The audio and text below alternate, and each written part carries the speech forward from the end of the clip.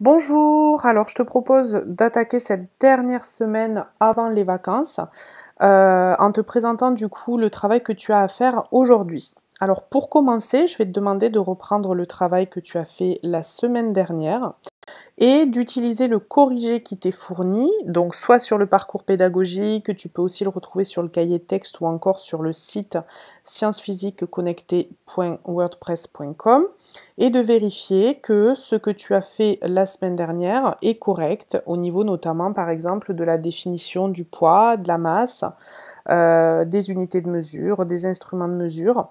Et donc de bien voir que ces informations, il faut absolument qu'elles soient correctes. Et si elles ne le sont pas, il te faut les corriger puisqu'elles sont bien sûr à mémoriser dans la perspective d'une prochaine évaluation qui arrivera plus tardivement. Je te laisse appuyer sur pause pour effectuer ce travail. Alors à présent, on est toujours sur le chapitre A5, études scientifiques de sport divers. Donc je vais te demander, comme d'habitude, de prendre une nouvelle page de ton cahier, de coller le document semaine 3 si tu as réussi à l'imprimer, et de voir un petit peu ce qui t'est demandé. Donc je vais te présenter rapidement l'activité. Alors cette activité, dans un premier temps, on veut essayer de s'interroger, maintenant qu'on a défini ce qu'était le poids, ce qu'était la masse. On sait que dans le langage courant, on confond souvent les deux.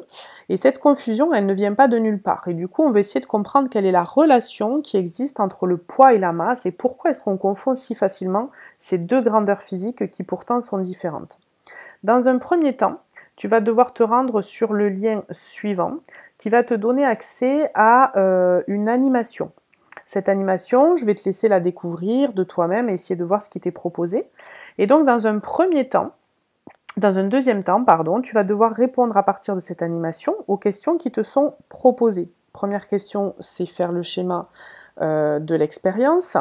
Deuxième question, c'est compléter le document qui t'est donné. Donc tu as un tableau, tu as la masse qui est donnée en grammes, le poids en newton, et il va falloir essayer, à partir de l'animation et de l'utilisation de l'animation, il va falloir essayer de le compléter. Il est important en complétant ce tableau de ne pas oublier de compléter le coefficient multiplicatif. D'accord? Une fois que tu auras complété le tableau, et là, je te laisse faire écho à des cours de mathématiques que tu as vus précédemment. Si tu rencontres des difficultés, ce n'est pas grave, nous essaierons de faire un point une fois cette période de confinement terminée. Et je te demande d'essayer de réfléchir au nom que l'on donne à ce type de relation qui existe entre deux grandeurs entre lesquelles on peut déterminer un coefficient multiplicatif. Là aussi, c'est pas très compliqué, mais ça doit faire appel à des notions de mathématiques. Enfin, une fois que cette activité est faite, la tasse écrite est très rapide puisqu'elle reprend justement le type de relation qui existe entre. Comme d'habitude, le corrigé de cette partie sera mis en ligne la semaine prochaine, c'est-à-dire pendant les vacances scolaires. Ça te permettra de revenir dessus. Et donc un travail te sera demandé pour la rentrée, notamment un petit quiz d'évaluation sur justement l'ensemble des 3 séances que nous avons faites à distance. Donc je te rappelle que si la messagerie OSE ne fonctionne toujours pas, si tu as des difficultés pour me joindre, tu peux me joindre sur l'adresse mail bonin.enseignement@gmail.com.